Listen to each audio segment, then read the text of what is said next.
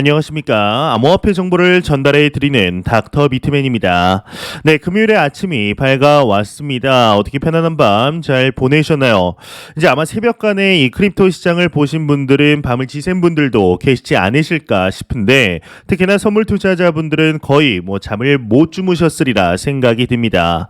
이제 저도 다가오는 2월 14일 정도 이 CPI가 발표가 되기 때문에 이 사이에 설마 무슨 일이 있겠어 싶었는데 이 사이 무슨 일이 있었습니다. 제가 금요일 아침을 위해서 이제 영상을 다 준비하고 대본도 다 써놨는데 새벽간에 급락이 발생을 하여서 그 대본은 사용하지 못했습니다. 그래서 이제 급하게 이거 대본 없이 영상을 제작하는 점 좀만 양해 부탁드리겠습니다. 일단 코인 마켓캡 기준으로 비트코인의 가격은 전날 대비 5%가량 하락을 했습니다. 21,780달러대를 나타내고 있으며 이더리움의 경우도 6.82% 하락한 1,539달러대를 나타내고 있습니다. 6의 XRP는 5.21% 하락한 0.37달러, 8의 ADA는 8.83% 하락한 0.35달러대를 나타내고 있습니다. 네, 비트코인의 더미넌스, 이더리움의 더미넌스는 전날과 크게 다르지 않습니다. 41.5%, 18.6%를 나타내고 있는데요. 그렇다면 과연 선물 투자자분들은 현재 포지션 어떻게 나누고 있는지 롱숏 비율 한번 확인해 보도록 하겠습니다. 네, 일단 비트코인을 보게 되면 비트코인의 경우는 롱 포지션이 56%를 나타내고 있으며 이제 이더리움도 롱 포지션이 53%, XRP도 롱 포지션이 54%를 나타내고 있습니다. 아무래도 이제 그간 계속 하락을 했으니까 이제는 반등이 나오지 않을까 하는 투자자분들의 심리가 반영된 수치로 보이는데요.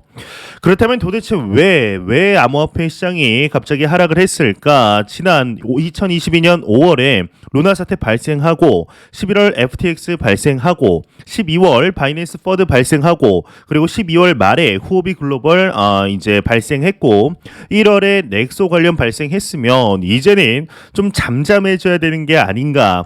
또 이제 제롬 파월의 입에서 재무장관이죠. 이 제닛 옐런의 입에서 이 인플레이션이 하락하고 있다라고 했으면은 이제 암호화폐 시장은 좀 상승을 해야 되는 게 아닌가 싶은 생각 당연히 드실 겁니다. 저 또한 그렇게 이제 거의 의심 없이 그렇게 생각을 했었는데요. 참 마음처럼 안 되는 게 인생과 투자라지만 이건 좀 심하지 않나 싶은 생각이 너무 자연스럽게 듭니다. 그렇다면 오늘 왜 어떤 소식 때문에 이렇게 하락을 했는지 바로 본론으로 좀 들어가 보도록 하겠습니다. 네, 지금 이제 화면에 보시다시피 이러한 소식이 나왔습니다. 이제 외신에서 이야기가 나왔는데 이 크라켄이 SEC 미등록 증권 판매 조사 관련해서 스테이킹 사업 중단 예상한다라는 소식이 새벽 4시 33분경 나왔습니다. 네, 비트코인의 차트, 코인 마켓캡 차트를 한번 보게 되면 여기 이 시점이 이제 4시 25분 한국 시간으로 4시 25분경 이 소식이 나오자마자 바로 비트코인의 가격이 급락을 하게 되었습니다. 이제 이 소식 나오기 전에 어제 코인베이스의 CEO 브라이언 암스트롱에게서 미국에서 소문이 하나 돌고 있다. 이 스테이킹 관련해서 SEC가 압박을 주려는 듯 보인다라는 이야기가 나왔었는데 왜 참 암호화폐 시장 이 크립토 마켓은 루머가 팩트로 되는 것이 참 현실화되는 게 거의 90% 정도 확률로 맞는 건가 싶은 생각이 듭니다. 일단 내용을 좀 보도록 하겠습니다. 네, 코인데스크가 업계 관계자 발언을 인용. 이 크라켄이 미국 증권거래위원회 SEC의 미등록 증권 판매 조사와 관련해 암호화폐 스테이킹 사업을 중단할 가능성이 있다라고 보도를 했다고 합니다. 이 업계 관계자는 9일 오후 비공개로 열리는 회의에서 합의안을 논의 및 표결할 예정이다. 공식 발표는 이날 늦게 나올 것이라며 UTC 기준 9시경 발표될 것으로 예상한다라고 이야기를 하였습니다. 이 크라켄 거래소의 경우는 스테이킹 관련하여서 참 예전부터 이야기들이 많이 나왔었습니다. 스테이킹 관련하여 2021년 1월 7일경에는 이제 자산 10억 달러 돌파했다. 아주 자랑스럽게 이야기가 나왔었습니다. 그리고 이제 스테이킹 플랫폼까지 이 크라켄 거래소가 이 스테이크드라는 이 스테이킹 플랫폼 플랫폼까지 인수를 하는 등 이 이제 이 CFI 스테이킹에 관해서 사업 규모를 계속해서 확장한 모습을 보여주었었는데요. 예, 이제 얼마 전에는 뭐 리퀴드 스테이킹 이 얼루비얼 컨소시엄이라는 데에 또 합류를 했다라는 소식이 나오게 되었습니다. 일단 이 소식이 나오고 이제 얼마 지나지 않아서 뭐 몇 시간 지나지 않아서 하나의 소식이 또 추가적으로 나왔는데 미 SEC가 이 크라켄과 스테이킹 서비스 중단 합의를 했다. 이제 벌금은 3천만 달러 정도로 합의를 했다라는 이야기가 나왔습니다.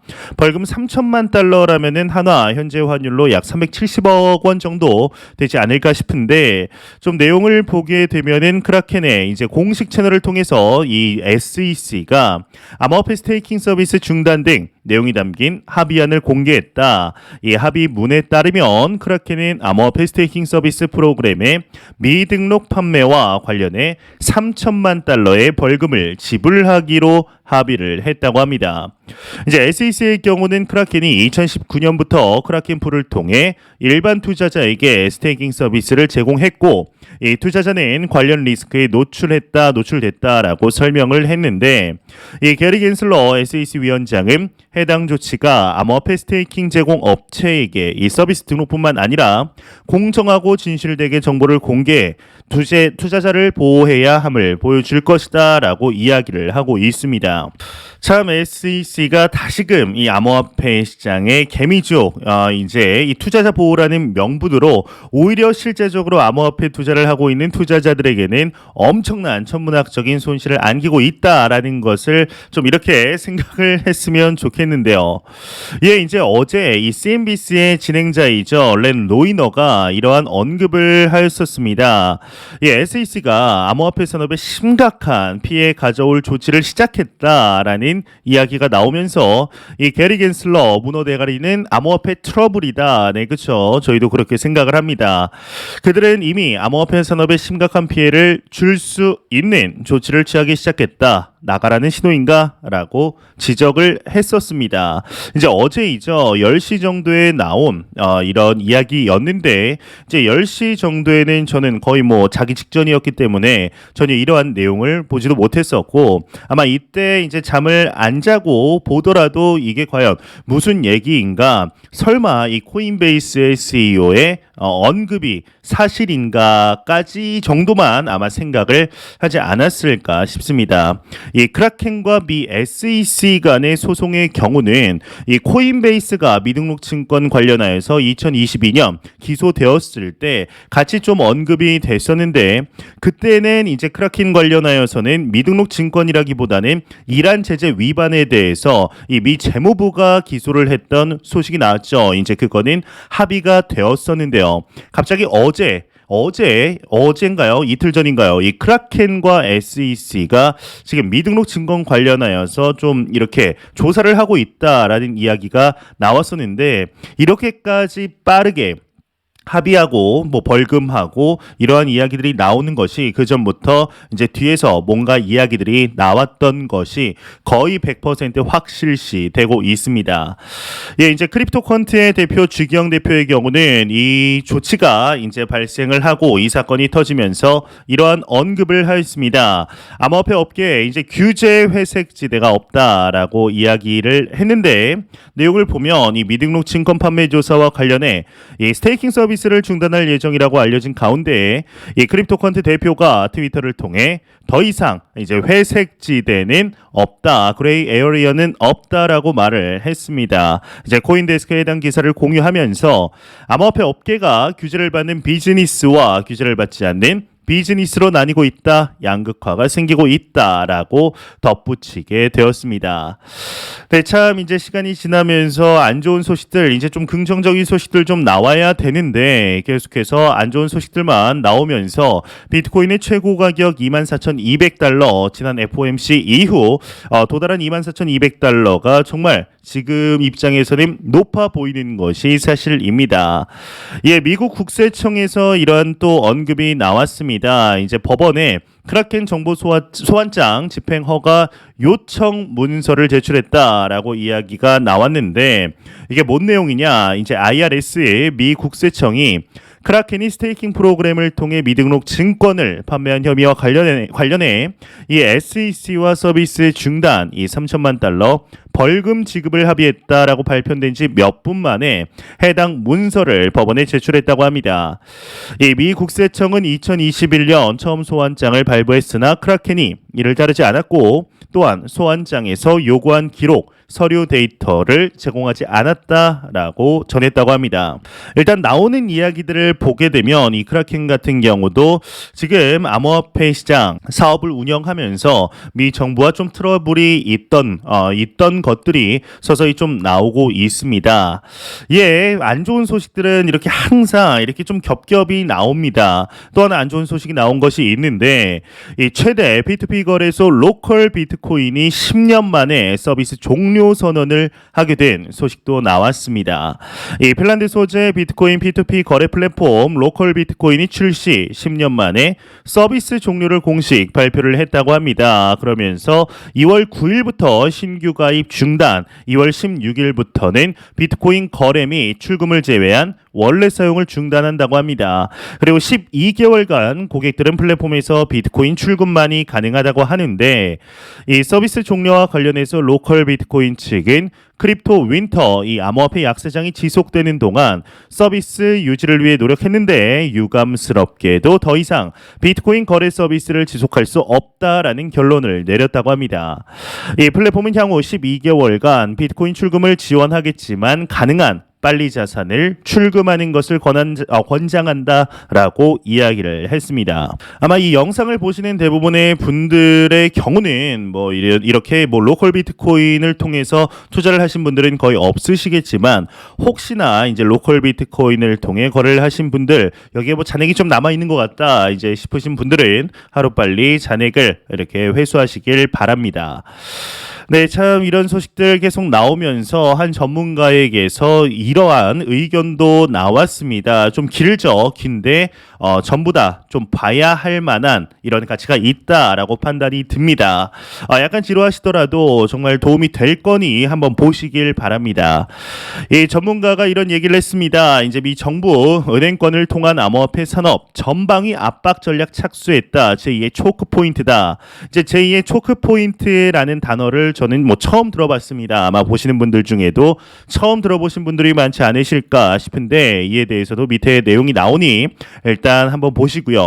이게 2월 9일 이제 어제 8시 오후 8시경에 나왔었습니다. 일단 내용을 보도록 하겠습니다. 이 코인 매트릭스의 공동 창업자 닉 카터가 현지 미디어 기고문을 통해 이 미국 정부가 은행을 활용하여 암호화폐 산업에 대한 전반적인 압박을 준비하고 있다라고 경고했다고 합니다. 그러면서 이는 사실상 암호화폐 산업을 타깃으로 한 오퍼레이션 초크 포인트 2.0이라고 진단을 했는데 이 오퍼레이션 초크 포인트는 2012년경 미국 법무부가 연방예금공사와 손을 잡고 사기 방지라는 명목으로 정치적으로 불리한 산업들에게 압력을 행사 이 법무부가 별도의 입법 과정 없이도 특정 산업군을 금지할 수 있게 한 전략이라고 합니다. 이를 보면서 지금 한 가지 생각이 난 게 있는데 이 SEC가 계속해서 이 미등록 증권을 가지고 암호화폐 시장에 압박을 하고 있고 실제적으로 오늘 크라켄에 관해서 이야기가 나온 것이 최근에 이제 CFTC에게 미 상원이라든지 하원 의원이라든지 고위급 공무원들 임원들이 그러니까 정치계 그 엘리트들이 이 SEC에서 CFTC 쪽으로 암호화폐 시장의 관할권을 넘기려는 모습들이 계속해서 포착이 되고 있습니다. 이에 SEC가 더욱더 권한이 넘어가기 전에 거의 뭐 필살기급으로 이러한 이제 전략을 꺼낸 것이 아닐까 하는 생각이 드는데 이제 얼마 전에 CFTC의 위원장 이 로스틴 베넘 위원장에게서 하나의 언급이 나왔었죠.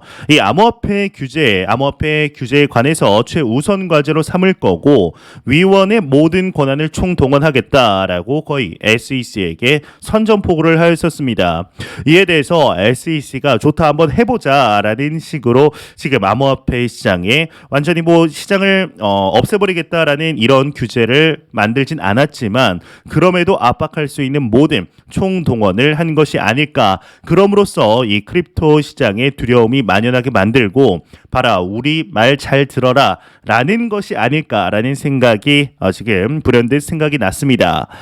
일단 내용 추가적으로 보게 되면 그는 이와 관련해 이 계획의 범위는 사실상 모든 금융규제 기관에 걸쳐 있고 결과적으로 은행이 암호화폐 비즈니스를 완벽하게 배제하면서 스테이블 코인들이 좌초되고 암호화폐 거래소들이 은행 시스템에서 완전히 차단될 수 있다. 이 바이든 행정부는 현재 은행이 암호화폐 회사와 거래하는 것을 막기 위해 여러 기관에 걸친 체계적인 계획을 실행하고 있다라고 설명을 하였습니다. 그는 이를 뒷받침하는 사례로 12월 6일 이제 2022년 의회의 실버게이트 은행 비판, 12월 7일 시그니처 은행의 암호화폐 거래 예치금 축소, 1월 3일 금융규제기관 공동의 암호화폐 관련 은행 리스크 경고 공동 성명 발표, 1월 9일 메트로폴리탄 상업은행 암호화폐 관련 서비스 중단, 1월 9일 실버게이트 은행 주식 급락, 1월 21일 바이낸스 달러와 관련 서비스 축소, 1월 27일 크립토뱅킹 커스터 디아에 대한 연방준비제도의 가입 거절, 1월 27일 국민경제위원회의 은행의 암호화폐 관련 예금 노출 강력 금지 성명 발표, 2월 2일 법무부 실버게이트 은행 조사 착수, 2월 6일 바이낸스 USD 은행 송금 중단, 2월 8일 OCC의 팍소스에 대한 연방규제 은행 등록 신청 철회 압박 등을 꼽았다고 합니다. 참 예시도 굉장히 구체적입니다. 이제 예시도 굉장히 신뢰할 만큼 많죠. 이제 미국 암호화폐 전문 변호사 존 디트는 해당 기고문을 인용해 이 게리 겐슬러 SEC 의장이 이더리움을 포함한 모든 유형의 스테이킹을 증권에 해당한다고 발표하는 것을 기다린다고 전했다고 합니다. 코인디스는 앞서 미국 규제 당국이 암호화폐 기업에 대한 디뱅킹 작업에 착수했다라고 보도한 바 있다고 하네요. 네, 참 지금 암호화폐 시장이 쉽지가 않습니다. 그러면서 이 JP 모건 체이스에서는 이 상업은행이 예금 토큰이라는 거를 발행할 때 스테이블 코인을 꺾을 수 있다라고 이야기가 나오고 있는데 지금 전반적으로 이제 이런 생각도 좀 듭니다. 이 미국이 이 스테이블 코인에 대한 이 달러의 장악력을 본인들이 완전히 갖기 위해서 스테이블 코인을 죽이려는 작업을 하는 것이 아닐까라는 생각이 좀 들 수밖에 없는 이런 시장 흐름인 것 같습니다.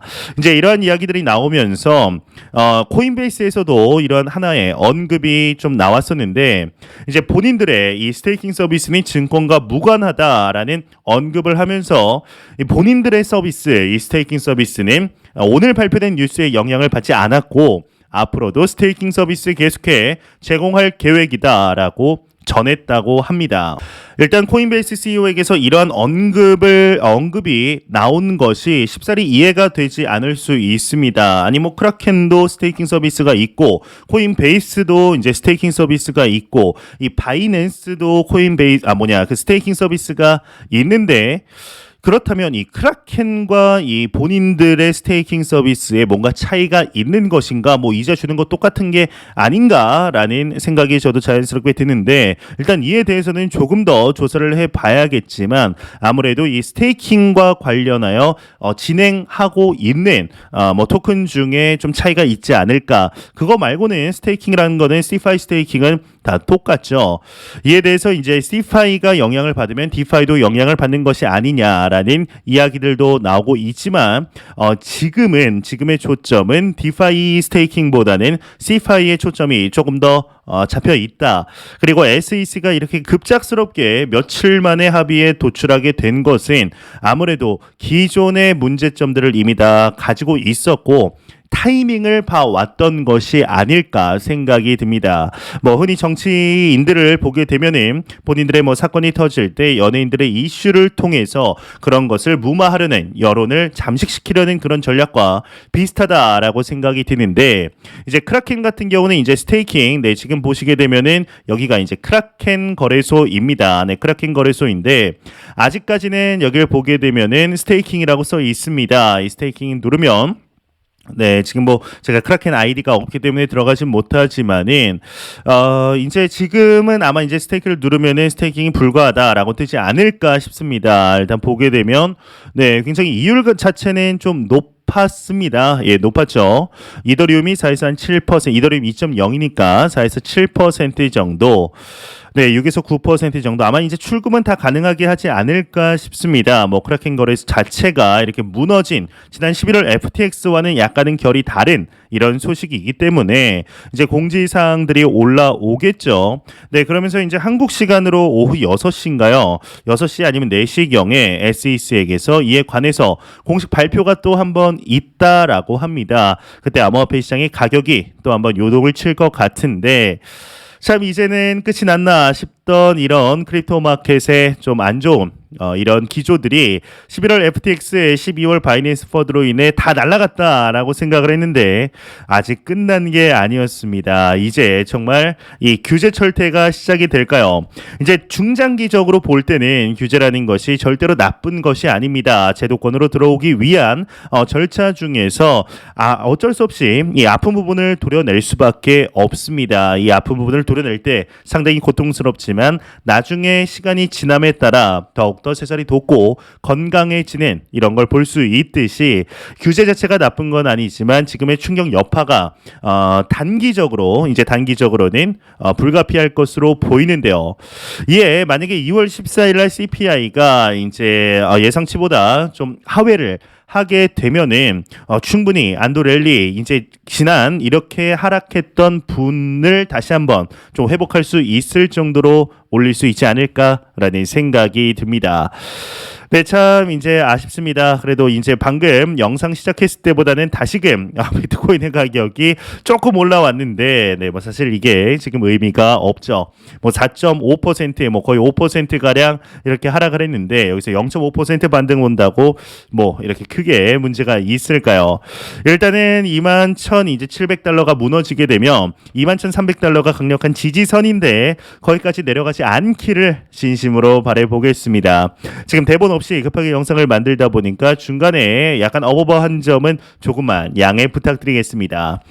네, 제가 준비한 소식은 여기까지입니다. 영상 도움이 되셨다면 구독과 좋아요 그리고 광고 한 편만 처음부터 끝까지 시청 부탁드립니다. 이 채널은 오직 광고 수익으로 운영이 되게 됩니다. 항상 영상 시청해 주시는 시청자분들, 구독자분들 너무나 감사드립니다. 오늘 남은 시간 잘 마무리하시길 바라면서 저는 더욱 도움이 되는 영상으로 찾아뵙도록 하겠습니다. 지금까지 닥터 비트맨이었습니다. 감사합니다.